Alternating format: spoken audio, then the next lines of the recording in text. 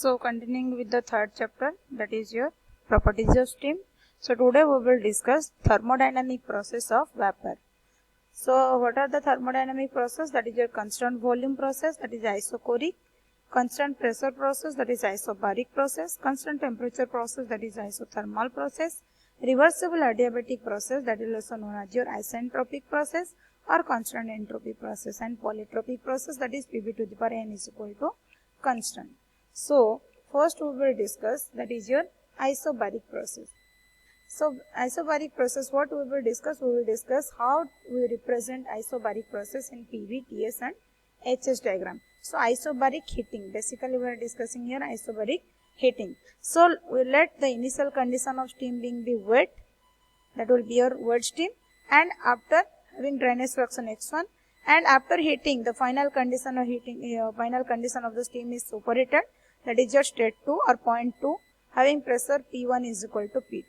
So how we represent this wet steam?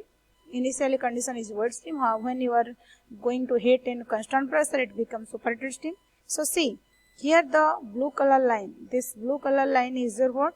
That is your saturated liquid line. This orange color line is your saturated vapor line. Saturated liquid and saturated vapor line meet at a point. This point is known as a critical point. So in the PV diagram, this is the constant. This green color line is your constant pressure line.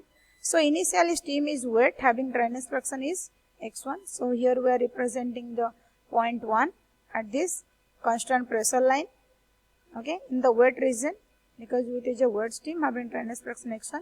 So when you are heating at constant pressure, so it becomes superheated. So superheated means you are mentioning the point here, that is just state 2, that is your superheated steam.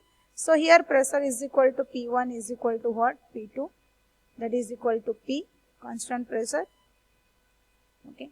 So when you are heating, the volume will be changes from V1 to V2. So if you have to calculate the V1, what you have to calculate? Volume of wet steam. You have to calculate V2, then you have to calculate volume of superheated steam. Okay. So this is the how we can represent the constant pressure process in the PV diagram. Then in the TS diagram, so you know in the TS diagram, this line is your what? This line is your constant pressure line. So one point is your wet steam, state 1 is your wet steam having drainage fraction x1. So with the constant pressure line, so when you are heating the steam, wet steam at constant pressure, it becomes superheated. So this 1 to 2 is your what? This 1 to 2 is your constant pressure heating. So here temperature is your T saturation temperature. Saturation temperature, here temperature is your T superheated temperature. So here the entropy will be increases when you are heating S1 to S2. If you have to calculate S1, the entropy of wet steam, you have to calculate S2, then we can calculate entropy of superheated steam. So if you go for this way, we can represent a constant pressure process heating in the TS diagram. So if you go for the HS diagram, that is Mollet diagram. So this one is your orange color, this green color is your what? Is your constant pressure line. This red color line is your constant temperature line. Okay, and this one is your drainage fraction, the total line. So one point is your wet steam, state 1 is your wet steam having drainage fraction x1. I represent, so this one is your constant pressure line. So follow this line, the 2 points would be in superheated region. So this is your state 2. So 1 to 2 is your what? 1 to 2 is your constant pressure heating. Okay. So this way we can represent the constant pressure line or process in the PV, TS and HS diagram. Okay. So you have to calculate the work done. We should know that the work done W is equal to integration of PdV and state 1 to integrate from state 1 to 2. So that is your P into V superheated or V2 minus V1. So what is your V2? State 2 is your superheated steam. So volume of superheated steam minus volume of wet steam. So likewise you can calculate pressure is also given to you. So likewise you can calculate the work done. So if you have to calculate the heat transfer, so we know that del Q according to the first law of thermodynamics, del Q is equal to du plus PdV. So what is your PdV?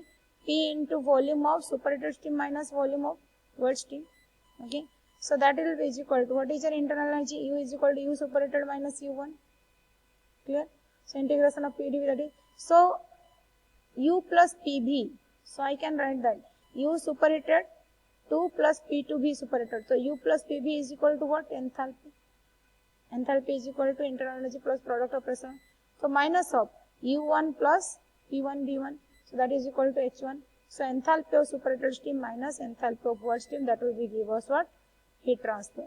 So H2 minus H1 is your heat transfer for a constant pressure process. So what is your change in entropy?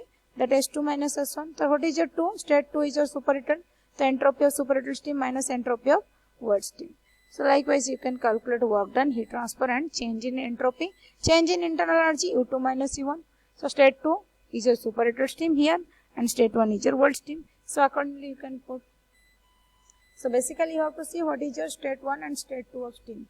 Then you can know how to calculate the properties of steam.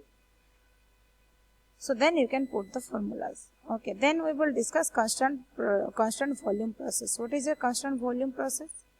So how we can represent constant volume process? The initial condition of steam will be taken as, so the initial condition of superheated steam and be defined as the pressure P1 and superheating temperature is T1 and final condition of steam as in dryness fraction H2. So here the initial condition of steam is superheated and final condition of the steam is wet steam. So constant volume process. So this is your one, how we can represent 1 to 2 constant volume. 1 is your superheated steam, state 1, and state 2 is your what? Wet steam having dryness fraction H2. So here V1 is equal to what? Here you can say V1 is equal to V2. What is the pressure here? Pressure is your P2, here pressure is your P1. Okay. Then if you see in the TS diagram, temperature entropy diagram. So this is your constant pressure line and this is your constant temperature line. So how you can see the constant volume? So this is how this curve line is your constant volume line. So in one point is your superheated steam. Okay, state 1. So when you have to be cool, so it become what? World steam having dryness fraction 2. So 1 to 2 is your what? Constant volume cooling. Okay. So here also HS diagram.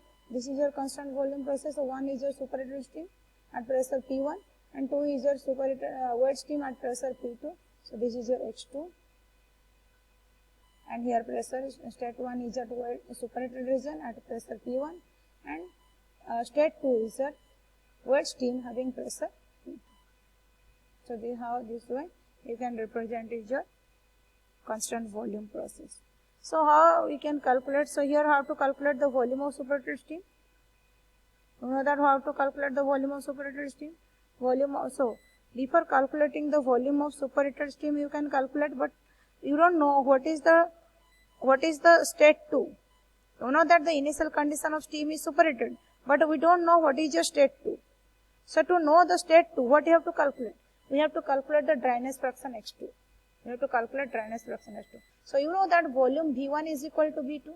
So what is your 1? V superheated is equal to V2. That is your what? That is your wet steam. So V superheated is equal to what? Volume of superheated steam is equal to volume of superheated steam. So both the steam will be considered as your wet steam, suppose V1 and V2. So volume of superheated steam is equal to होता है Vg into T superheated by T saturated. T superheated by T saturated, that is your volume of superheated steam. That is equal to V1 is equal to V2. What is your V2? V2 is your suppose wet steam, that is X2 into Vg. Okay. So this way you can calculate is your X2. So if I calculate the X2, if dryness fraction, if X2 is equal to 1, so that is your which steam? Dry saturated steam. That is your dry saturated steam. That is your dry saturated steam.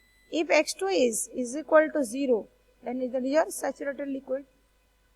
If X2 is that is equal to 0, then it will be saturated liquid. Okay. So if X2 is less than 1, then it will be your what? It will be your wet steam. It is your wet steam. And if X2 is greater than 1, then it will be your superheated steam. So to find the final condition of steam, what you have to calculate? We have to calculate the dryness fraction, that is X2. So what is the work done? So here volume is equal to constant, the change in volume is equal to 0, work done is equal to 0. Then what is your heat transfer? So you know that from the part del Q is equal to du plus PdV. So if the change in volume will be 0, then work done will be 0, then it will be U2 minus U1. Okay. Then change in entropy, S2 minus S1. So this way you can calculate what? This way we can calculate the some of the properties of the constant volume process. Then we will discuss adiabatic process and constant temperature process and polytropic.